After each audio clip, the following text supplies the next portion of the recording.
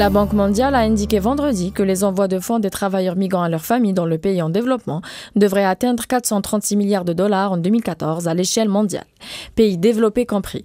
Les envois devraient atteindre un montant estimé à 581 milliards de dollars en 2014. Pour de nombreux pays en développement, les envois de fonds sont une importante source de devises dont le montant excède parfois les recettes tirées des principales exportations et couvre une grande partie du coût des importations.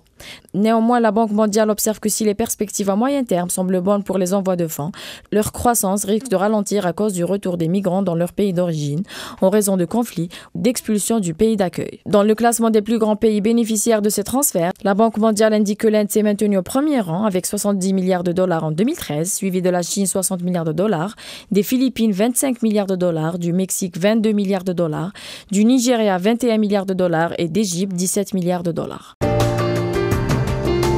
Dernière ligne droite pour Alitalia.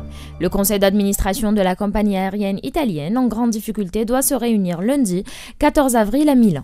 Il devrait se prononcer sur la lettre d'intention rédigée par Etihad. Alitalia, dont Air France KLM détient encore 7%, a été sauvé l'an dernier par une augmentation de capital de 500 millions d'euros à l'initiative du gouvernement. Mais elle doit maintenant trouver un partenaire pour se maintenir à flot. La compagnie d'Abu Dhabi a fait savoir qu'elle pourrait acquérir 40 à 49% du capital d'Alitalia contre un investissement de 500 millions d'euros.